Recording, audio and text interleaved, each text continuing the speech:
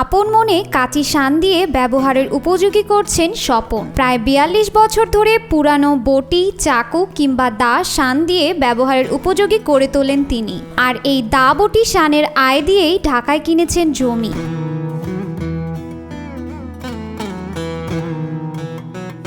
দাঁড় হয়, মেশিন মেরামত করা হয়, মেশিন দাঁড় করা হয়, মেশিনের যে কোনো কাজ করা হয়, রাবারের, স্টিলের, পাকিস্তানি, দেশি অনেক ধরনের কেচি হয়। এগুলো হচ্ছে চুল কাটার আইটেম। কাপড় কাটা আইটেমের ভিতরে কিছু দেশি প্রোডাক্টস আছে, চায়নার কেচি আছে, আবার আমরা বানিয়ে দিই এইসব ধরনের কেচি আছে। 11 ইঞ্চি, 12 ইঞ্চি সাইজ আছে, বিভিন্ন সাইজ, যার যেরকম সাইজ লাগে। দীর্ঘদিন এই পেশায় থাকার কারণে কাঁচি, বটি, দা কিংবা চাকু শান দেওয়ার দারুণ পারদর্শী স্বপন। মাত্র কয়েক মিনিটেই শান দিয়ে চকচকে আর ধারালো করে দিতে পারেন কাঁচি কিংবা বটি। স্বপনের কাজের মান ভালো থাকায় প্রতিদিন রাজধানীর উত্তরা, বাড্ডা, পুরান ঢাকা সহ বিভিন্ন জায়গা থেকে কাঁচি শান দিতে আসেন সেবা প্রত্যাশীরা। আমি এখানে কেচি দাঁড় দিই, দাও, বটি, ছুরি, চাকু তো আছেই, সার্জারিক্যাল কেচি আছে, গার্মেন্টসের কেচি আছে, সেলুনের কেচি আছে, সেলুনের মেশিন আছে। এই সমস্ত ধার যাবতীয় যা আছে সমস্ত কিছুই দাঁড় হয়। সেলুনের চুল কাটার কাঁচি থেকে শুরু করে গার্মেন্টসের কাঁচি, মাছ কাটার কাঁচি সহ বিভিন্ন ধরনের কাঁচি শান দিয়ে থাকেন স্বপন।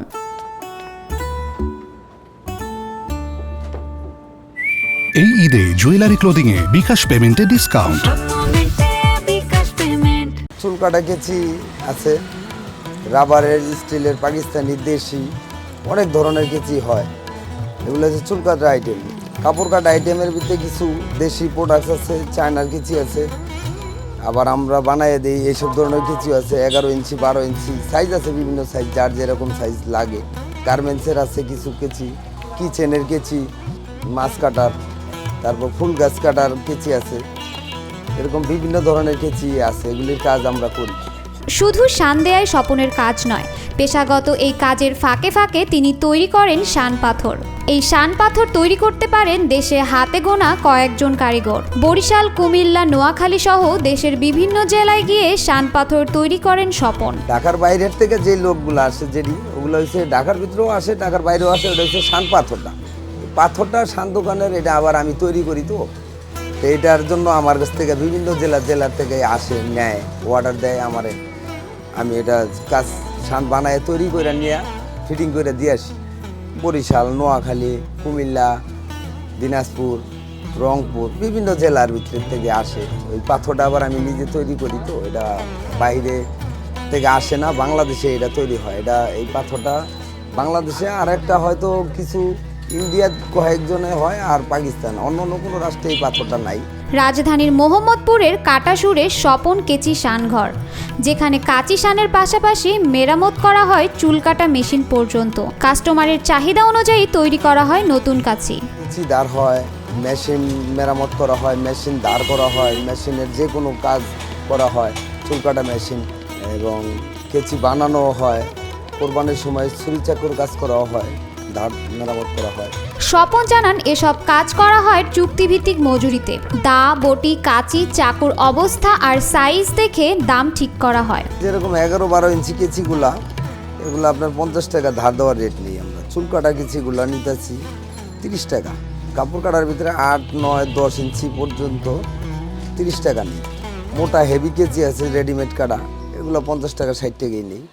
একটা বডি 50 টাকা, 60 টাকা, 80 টাকা, 100 টাকা সাইজ বুঝে আর কি। একটা ছুরি চাকু ছোট হইলে 30 টাকা, বড় হলে হয়তো 40-50 টাকা। বর্তমানে পরিবার নিয়ে ভালো থাকলেও শুরুতে অনেক কষ্ট করতে হয়েছে স্বপনকে। অভাবের কারণে লেখাপড়া বাদ দিয়ে মাত্র 7 বছর বয়সে বিনা বেতনে পেটে ভাতে কাজ করা শুরু করেন স্বপন।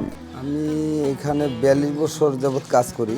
আমার 8-9 বছর বয়সের থেকে বাপ মার অভাবের কারণে আমার পড়ালেখা করার মতো তাদের তৌফিক ছিল না, তাই কাজে দিয়ে দিছে আমার মামার কাছে। স্বপনের বয়স যখন 9 বছর তখন তার মাসিক বেতন ধরা হয় 200 টাকা। এরপর প্রতি বছর কিছু কিছু করে স্বপনের বেতন বেড়েছে, আর বেড়েছে কাজের দক্ষতা ও অভিজ্ঞতা। এভাবে কেটে যায় আরও 15 বছর। যখন নিজের প্রতি আত্মবিশ্বাস তৈরি হয় তখন কিছু টাকা জমিয়ে নিজেই দেন স্বপন কেচি শানঘর নামের এই দোকান। পেটে ভাতে আর কি কাজ শিখি। আমার কোনো বেতন ছিল না, প্রায় 1-2 বছর পর আমার 200 টাকা বেতন ফার্স্ট ধরা হইলো। তো 200 টাকা বেতনের থেকে আমি 10-15 বছর পর্যন্ত তার কাছে ছিলাম। প্রায় 1500 টাকা পর্যন্ত আমার হাইস্ট বেতন হয়েছিল। তারপর আমি নিজে অন্য এক জায়গায় কাজে চলে গেছিলাম আর একটু বেশি বেতনের আশায়। নিজের দীর্ঘদিনের এই পেশাকে ধরে রাখতে ছেলেকেও দক্ষ করে তুলেছেন। আমার এই ব্যবসাটা ধরে রাখার জন্য আমার ছেলেরে কাজ শিখাইছিলাম। তো এখন ওরে আমার সাথে রাখি না, আপাতত ওরে নিউ মার্কেটে বাবুপুরা নীলক্ষেতে ওইখানে একটা দোকান মোটামুটি নিয়ে দিচ্ছি, ছোটোখাটো টুকটাক করে ও চলতেছে। আমার ভবিষ্যতে আর কি যে আমার চিন্তাধারা আমার দোকান আমার ছেলের এই কাজ শেখানোর উদ্দেশ্যটা এটা যাতে ও করতে পারে, আমার ব্যবসাটা ধরে রাখতে পারে। ঢাকা শহরে চাকরি কিংবা ব্যবসা করে অনেকেরই কেটেছে যুগের পর যুগ, কিন্তু মাসিক খরচ খরচা মিটিয়ে অনেকেই পারেননি নিজের শখ মেটাতে। শেষ বয়সে ঠাঁই হয়েছে সেই গ্রামের বাড়ির বাবা মায়ের ভিটায়। সেই দিক দিয়ে স্বপনকে বলা যায় প্রকৃত সফল মানুষ। দা বটি ধার কিংবা শান দেওয়ার মতো ছোট পেশায় থেকেও ঢাকায় জমি কিনেছেন, ব্যবস্থা করেছেন স্থায়ী বসবাসের।